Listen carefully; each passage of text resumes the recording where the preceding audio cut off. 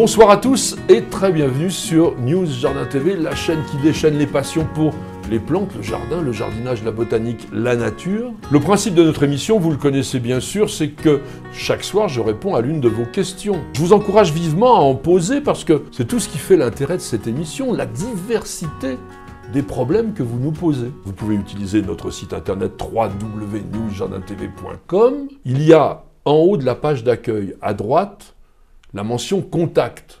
Vous cliquez là-dessus et là, vous pouvez nous écrire. C'est très facile. Bien évidemment, et ça, vous le faites régulièrement, n'hésitez pas à mettre un commentaire.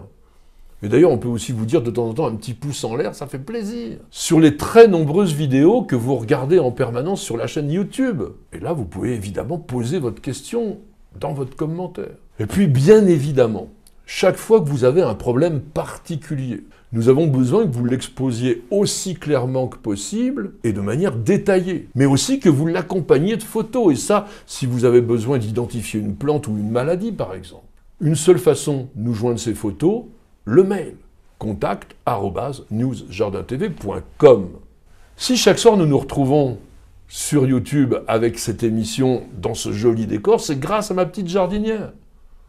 Vous la connaissez maintenant, elle s'appelle Nicole, elle nous réalise toutes les images, mais aussi elle a organisé tout ce décor. Et je la remercie tout particulièrement. Et c'est avec elle également que nous sélectionnons vos questions. Et ce soir, c'est celle de Kléber qui nous dit « Je voudrais savoir pourquoi vous n'avez pas parlé du houblon dans votre émission qui présentait des plantes grimpantes annuelles. » C'est pourtant une plante qui me semble intéressante. Il y a une raison. Plante grimpante annuelle. C'était l'objet de notre émission numéro 128. Mais là, le houblon n'est pas annuel, c'est une vivace. Une vivace qui a la particularité, comme beaucoup d'ailleurs, d'avoir l'ensemble de sa végétation qui disparaît avec l'hiver. Mais en revanche, la souche est là et elle rejette chaque année au printemps de nouvelles tiges. Donc nous ne sommes pas sur des plantes annuelles, et ça explique pourquoi nous n'avions pas parlé du houblon. En revanche, quand il dit que c'est une plante intéressante, évidemment, et je vous propose d'examiner un peu en détail qui est le houblon ou les houblons. Les houblons appartiennent à la famille des cannabacées, dans laquelle on va trouver le chanvre, donc le cannabis, oui, mais aussi un arbre bien connu dans le Midi, le micocoulier, Celtis. Quant au genre Humulus, qui désigne les houblons, il a été créé par l'inévitable Carl von Linné, qui s'est inspiré d'un nom slave, Khmel, qui désigne le houblon dans les bières que l'on fabrique au Caucase. Certaines personnes évoquent aussi la proximité avec l'humus, humulus, humus, et il est vrai que le houblon est particulièrement gourmand en matière organique. Quant à la nomenclature botanique internationale, elle reconnaît 3 espèces dans le genre Humulus. Vous avez le houblon commun, Humulus lupulus, qu'on appelle aussi le houblon grimpant, le houblon japonais, Humulus scandens, et puis le houblon du Yunnan, Humulus yunanensis, et il y a également 2 sous-espèces dans l'espèce lupulus. Et d'ailleurs, lupulus, donc l'espèce du houblon commun, est un nom très ancien. Il vient de l'Antiquité. Parce que les Romains croyaient que le houblon était un parasite qui suçait la sève des arbres sur lesquels il grimpait, et ils l'avaient appelé petit loup, lupulus. Et d'ailleurs, en italien aujourd'hui, le houblon, on dit lupolo. Et si vous voulez avoir la preuve de ces propos, il suffit de lire l'œuvre monumentale Histoire naturelle de Pline l'Ancien qui vivait au 1er siècle après Jésus-Christ. Et dans l'un des 37 volumes qui ont été publiés en l'an 77, il décrivait le houblon en ces termes. Quand la plante se développe parmi les osiers, elle les étrangle en grimpant par ses étreintes légères, comme le fait le loup à un mouton. Le houblon commun est originaire d'Europe centrale et il n'a été introduit en France qu'au XIIe siècle, donc bien plus tard que dans la région méditerranéenne. Et là, on l'a cultivé en Alsace, où depuis cette époque, les cônes femelles, donc les inflorescences du houblon, sont utilisées dans la préparation de la bière pour lui donner cette petite saveur amère bien particulière que les fleurs apportent. Notre Humulus lupulus est une plante vivace, herbacée, qui, à partir d'une très grosse racine charnue, émet de longues tiges volubiles dès le printemps, section quadrangulaire et couverte de poils courts et crochus qu'on appelle des trichomes, et ces tiges peuvent atteindre 10 mètres de long. On les qualifie de volubiles parce qu'elles s'enroulent naturellement autour de leur support, et ça dans le sens des aiguilles d'une montre. Elles tournent vers la droite, et on appelle ça la dextrose. Les tiges peuvent atteindre 10 mètres en une seule saison, c'est énorme. Les feuilles sont assez décoratives, elles sont opposées, elles mesurent une dizaine de centimètres de long, leur forme est palmée avec des marges découpées en 3 à 5 lobes ovales dentés, couleur vert foncé, et le toucher est plutôt rude sur le dessus, et il y a des glandes résineuses à la face inférieure. Sur le plan sexuel, sachez que le houblon est une plante dioïque.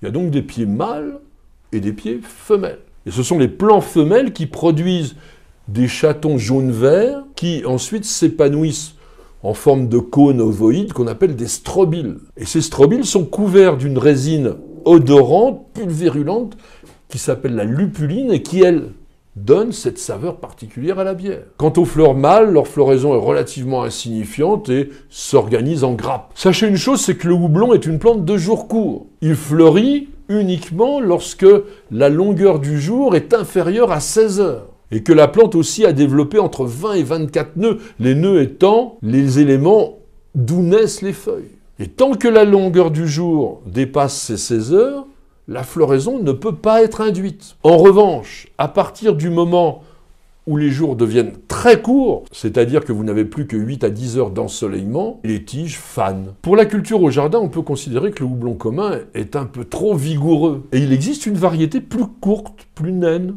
qui fait quand même 5 mètres, et qui s'appelle Prima Donna, et qu'on rencontre aussi sous le nom de First Gold. Pourquoi ? Parce que les fleurs sont quand même un peu plus jaunes que celles de l'espèce type. Mais les jardiniers apprécient surtout Humulus lupulus aureus, la variété à feuillage doré. Alors la couleur jaune qui peut être intense l'est surtout sur les jeunes feuilles au printemps, et ensuite elles vont évoluer vers un vert chartreuse ou un vert clair. Et puis sachez qu'il existe aussi une variété ornementale qui s'appelle Tufts variegated, qui a des feuilles panachées de blanc crème. Et je voudrais terminer par la remarque suivante.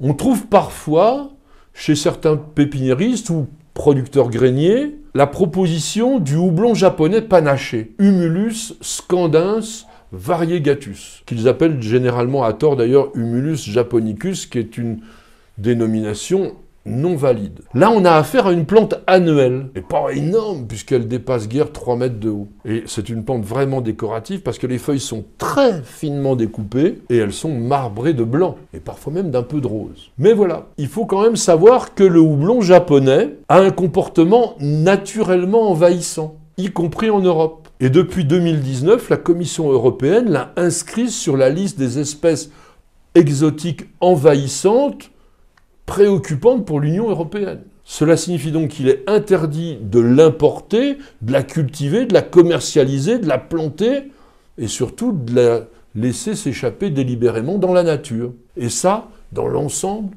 de l'Union européenne. Merci à tous et à chacun de nous avoir suivis. J'espère que nous avons découvert ensemble une plante tout à fait intéressante et originale que vous accueillerez dans votre jardin. Merci aussi de nous poser toutes ces questions aussi diversifiées que possible, parce que grâce à elles, et un peu bien sûr à mes réponses, nous créons tous les jours, les uns avec les autres, une magnifique encyclopédie du jardin, des plantes et de la nature en vidéo. Mais si vous voulez avoir accès à l'ensemble de cette collection, il nous semble normal de vous demander une petite contribution. Et pour ça, il faut être membre de News Jardin TV Le Club. Alors c'est très facile, puisque sur la page d'accueil de notre chaîne YouTube, vous avez une petite fenêtre « Rejoindre ». Eh bien, vous cliquez dessus, et ensuite, en toute sécurité, Google va vous accompagner pour vous délivrer toutes les modalités. Madame, monsieur, je vous souhaite de passer une excellente soirée, et je vous donne rendez-vous dès demain pour de nouvelles aventures jardinières, avec un nouveau numéro de notre émission journalière Le Quotidien du Jardin. C'est sur News Jardin TV. Et nulle part ailleurs.